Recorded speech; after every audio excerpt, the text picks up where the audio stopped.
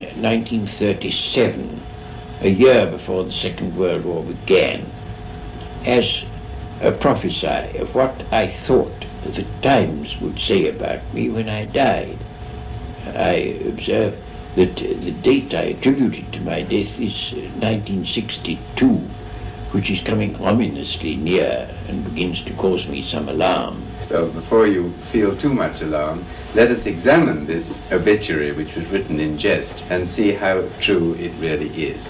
To start with, let's go back to the distant past. What is your very earliest memory, Lord Russell? Well, I suppose my very earliest memory is tumbling out of a pony carriage when I was 2 years old.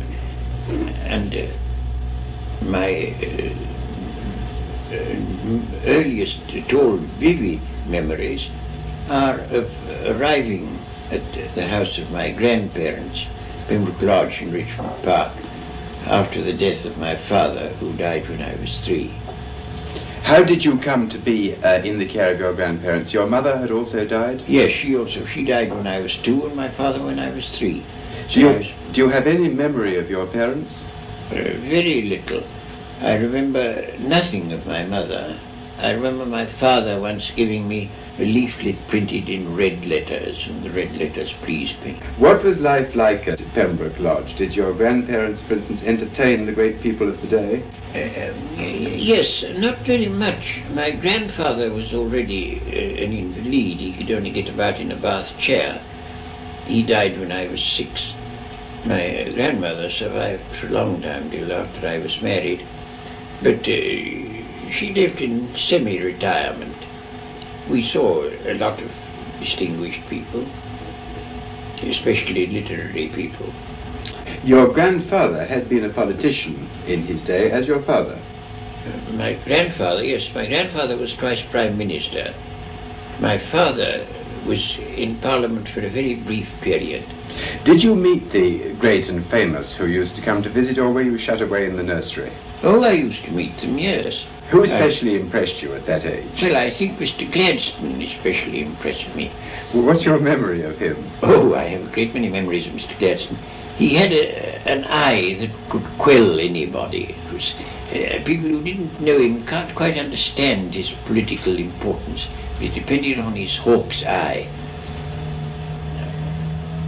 My most painful recollection of him is when I was 17 and very, very shy, and he came to stay with my people, and I was the only male in the family. And after the ladies had retired after dinner, I was left tete-a-tete with Mr. Gladstone. And he didn't do anything to alleviate my shyness. He made only one remark. He said, "This is very good port they've given me, but why have they given it me in a claret glass?" And I didn't know the answer. Turning to your occupations as a child, what were the first books that impressed you? For instance, were you interested in history, in fairy stories, in adventure, or what? Oh, I was always very much interested in history, very much. Fairy stories when I was younger, yes. And I regret to say that I liked Hans Andersen much better than Grimm. I don't now, but I did then, very much better.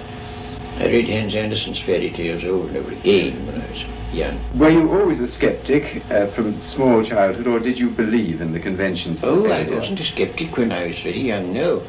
I was very deeply religious and lost my conventional beliefs slowly and painfully, very slowly. I remember that now. This is another very early memory that I have, that when I was 4 years old, they'd just been telling me the story of Little Red Riding Hood, and I dreamt that I'd been eaten by a wolf, and to my great surprise, I was in the wolf's stomach and not in heaven.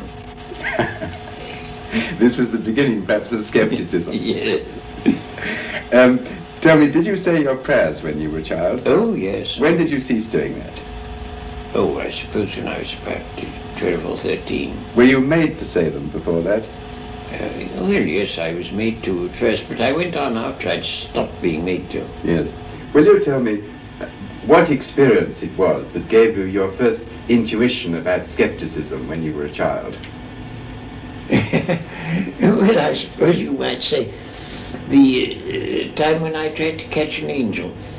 They told me when I was an infant that angels watched round my bed while I slept. And I'd seen pictures of angels, and I thought I should very much like to see one. But I supposed that the moment I opened my eyes, they fled away. So I thought, well, next time I wake up, I won't open my eyes, and they won't know. And I did so, and I made a grab thinking I should catch an angel, but I didn't. Do you think now, looking back, that there's any really unfortunate legacy that you carried out of your childhood? I do. I mean,